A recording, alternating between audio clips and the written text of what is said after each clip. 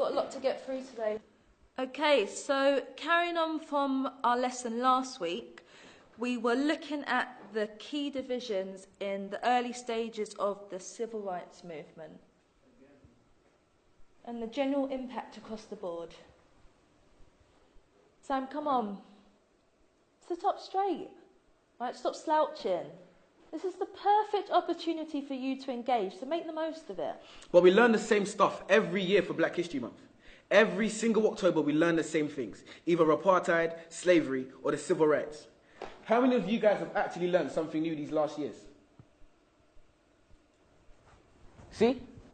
That's what I mean. Sam, this is our history. Come on, man. No, seriously. Do you guys know anything about Ralph Bunche? The first black person to win a Nobel Prize? Or that the richest person ever lived was a black man named King Musa I of Mali? What about Ella Baker? What about Ella Baker?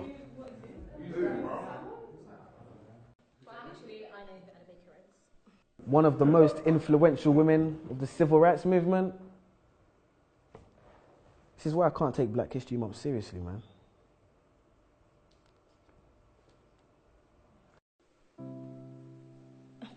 But Samuel, the curriculum is designed to help you think about Black history critically. Actually, miss, it's designed to teach us what to think, not how to think. For example, when that light switched, you taught us it was Thomas Edison who made that happen, when ironically it was actually a darker man who made that light flick, Lewis Latimer to be precise. Quite nice when you're talking about Mr. Hamilton and his racing car, but red light stopped. We're always taught that Martin Luther King had a dream, man. But those dreams can't be achieved because our brains are in chains, our minds are enslaved, so we won't get our redemption. Morgan, free man. Will we ever be free, man? And leave this state of imprisonment? And take that walk of free, damn it, green man from a traffic light invented by the same man who made gas masks to protect our organs. Another free man named Garrett Morgan. But I bet you never knew that. We need to open our minds. But how can we be taught to see if the blind lead the blind? The first person to develop significant eye surgery was a black woman named Dr. Patricia E. Barth. Now on that note, there's a question I must ask. If this is a great opportunity to learn and be engaged about our past, why are we not actually being taught about our past? Transatlantic slavery, where we're taught Black history starts, but is it really? There seems to be a lot you haven't told us. And you shut down and hold back on the bold ones who stand against the way you're trying to mold us. Consistent enemies of progress. You're surprised because I know things you don't expect me to know yet. And when I tell you you're wrong for telling me about me, you call it a riot while I call it a protest. The Broadwater Farm riots. The media exacerbate and make it seem like it's a bunch of delinquent youths on the streets, when really the first cause and trigger was death at the hands of the police. We cease to know information and the truth. And that's simply because you withhold information from the youth. Maybe one day we'll be satisfied with how our knowledge of history equates. Well, I'm sure like me, you're waiting for the teacher to fill in that space. So do so then. No answer. Well, maybe I can help and just throw out there some names. Mary Seacole, a Crimean war nurse. Mary Prince, a black female author. To be precise, she was the first. Bernie Grant, influential local activist and respected NP.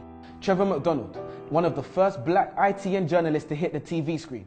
Jamal Edwards and SBTV. And when Fuse ODG brought the Yazonto dance to the UK, and my foot swayed to the left and to the right like the wipers of a car's windscreen, and DJ Abrante brought Afro beats to the streets. See, it's funny when we think of our childhood memories. A man who was actually funny, Lenny Henry. Many others, and the list continues. Marcus Garvey, Haile Selassie, Bob Marley, Ignatius Sancho, Tupac, Fela Kuti, Muhammad Ali, Maya Angelou, R.I.P., Kwame Nkrumah, the first Ghanaian president who retained independence from England, the Windrush ship which brought Caribbeans to Britain. So much to learn in just 1 month. A tip of the iceberg, a tiny grace. And what was the first black Roman emperor's name? Years passed and we're still caught up in the same civil rights age, which isn't bad if you learn something new, but we don't. And we're not being taught enough about our culture, so there's no one else to blame but you. And if not you, then who? Questions, questions, questions. If you're not teaching us these things, then I'm inclined to believe it's because you don't know. No. You're the teacher. Your job is to teach, so you must know. And if you do, that must mean you don't want us to know, but that's low. If the information is accessible for our knowledge of our culture to grow, then why on earth wouldn't you want to let us know? Why are you focused so heavily on the influential but very few men and women who made things happen for us? Why are my people being highlighted for a predominantly negative past? Why do I know the things that you don't and I'm not the teacher, you are? Why are you focused on our negative past but not on our bright future? Why are you not abreast with the great young things that people are doing in this world?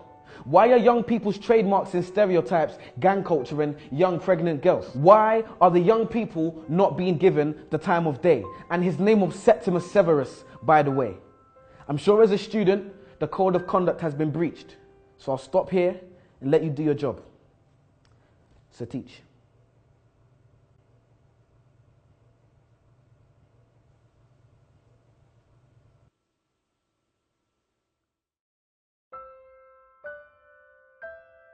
Okay, yo peoples, how's it going? It's your boy Samuel King. This is my poem, What I Wasn't Taught in School. And you're watching Word on the Curb. Plow.